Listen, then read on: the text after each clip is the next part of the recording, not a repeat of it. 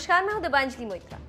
भारत और नेपाल के बीच जारी सीमा विवाद को लेकर तल्खी बढ़ती जा रही है। इस बीच नेपाल की संसद में बुधवार को देश के नक्शे में बदलाव के लिए संवैधानिक संशोधन किया जाना था, लेकिन अचानक इसे रोक दिया गया और इस पर कोई चर्चा तो दूर, इसे सदन के एजेंडे से ही बाहर कर दिया गया। आपको मालूम हो कि चीन के शह पर नेपाल लिपुलेख को लेकर काफी बवाल कर दिया था और भारत के खिलाफ काफी जहर उगल रहा था।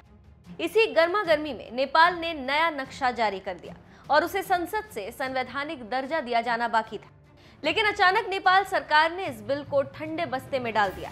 आपको मालूम हो कि हाल ही में नेपाल ने एक नया नक्शा जारी कर भारत के क्षेत्र को अपने क्षेत्र के तौर पर दर्शाया था। इससे पहले खबर थी कि दोपहर 2 बजे कानून मंत्री इस प्रस्ताव को पेश करेंगे, लेकिन बिल पेश नहीं किया जा सका और इस बारे में कोई जानकारी नहीं है कि क्यों इसे पेश नहीं किया गया। हालांकि काठमांडू पोस्ट के मुताबिक कृष्ण प्रसाद सितौला ने बताया कि केंद्रीय कार्य समिति संशोधन पर फैसला करेगी।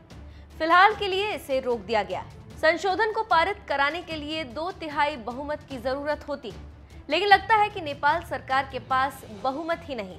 नेपाल को नजदीक से जानने वालों की माने तो मधेश आधारित पार्टियों के नेताओं ने सरकार पर दबाव बनाया है कि इस संशोधन के अलावा उनकी मांगों को भी शामिल किया जाए। जनता समाजवादी पार्टी के एक नेता का कहना है कि उन्हें कोई संतोषजनक जवाब नहीं दिया गया।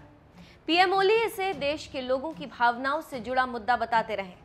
नेपाल की सत्ताधारी कम्युनिस्ट पार्टी के पास राष्ट्रीय असेंबली में 2/3 बहुमत है, लेकिन उसे संविधान में संशोधन के लिए निचले सदन का भी समर्थन चाहिए, जहां उसके पास 10 सीटों की कमी है। आपको बताते चलें कि सरकार ने संसद में 22 मई को संशोधन के लिए प्रस्ताव दिया था।